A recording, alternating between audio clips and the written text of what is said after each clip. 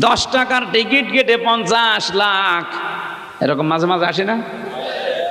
আপনি টিকিটের এই ব্যবসা করতে পারেন, কিন্তু যেদিন রাফেল ড্র হবে ওই দিন যারা যারা টিকিট নিয়েছে প্রত্যেককে পুরস্কার দেওয়া লাগবে। দিয়ে নেবা একটা কলম হলেও দেওয়া লাগবে। আকাশচুম্বী আকাশ ছোঁয়া লাভের আশায় যারা 10 টাকায় 50,000 টাকা 50 লক্ষ টাকা পাওয়ার জন্য টিকিট কেনে, তখন দেখবে একটা কলম ওকিটা বাদ দিয়ে দেবে। সুদের টাকা নিয়ে, ঘুষের টাকা নিয়ে 50,000 টাকা প্রতিদিন উপায় করে বাড়িতে আসবেন। আপনি বাড়িতে এসে দেখবেন ঘুষের টাকা নিয়ে আসলেন 50,000। আপনার বউ পড়ে আছে, কি গো আমার মাথা ব্যথা করছে, নিয়ে আয় ডাক্তার।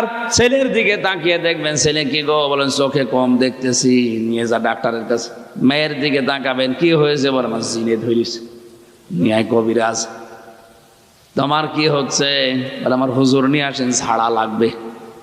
এই যে 50,000 টাকা অবৈধভাবে নিয়ে আসলেন, এখন ডাক্তারকে, কবিরাজকে, হুজুরকে টাকা দিতে দিতে 50 নিয়ে এসেছিলেন, টাকা লাগছে আরো 20,000 বেশি।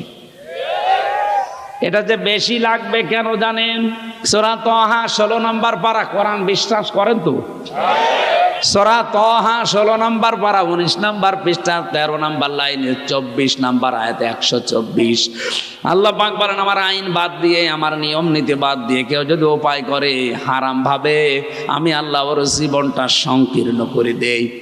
ওর আয় উন্নতিতে কোনো বরকত থাকে না, চর্ম চোখে দেখে কিন্তু না, আসলে ওটা বরকত না। ওর জীবনে আমি কোনো শান্তি বলতে যেটা রাখি না, কারণ শান্তি আমি আল্লাহর নাম। শান্তি কার নাম?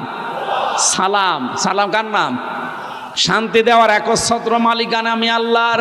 ওইটা তুলে নেই, এই যে দঙ্কা ওর জীবন হয়ে যায় ছোটখাটো সংকীর্ণ, বাঁচতে মনে তখন আর চাই না।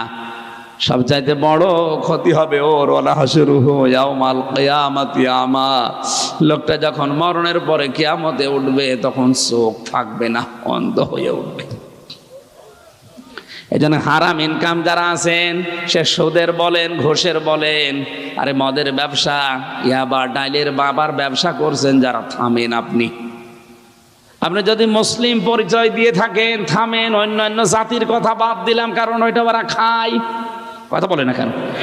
আরে ভাই, আপনি তো হিন্দু না যে মদ খাবেন, আপনি তো খ্রিস্টান না যে মদ খাবেন। মদ বলতে শুধু এ পানি, এ মদ না, মাদক যত আছে সরকার আইন করে পর্যন্ত হাফ লেগে যাচ্ছে, পারছে না। মানুষের ভেতরে আল্লাহর ভয় 100% তৈরি না হলে ওর দ্বারা এটা ছাড়াও সম্ভব না। শুধু ওয়াজ করে, আইন করে এটা বন্ধ হবে না।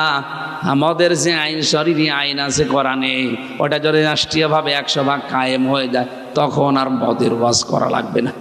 ওমান আ'রাদা আন যিকরি ফাইন্না লাহু মাঈশাতান দঙ্কা ওয়া নাহশুরুহু ইয়াউমাল কিয়ামাতি আ'মা।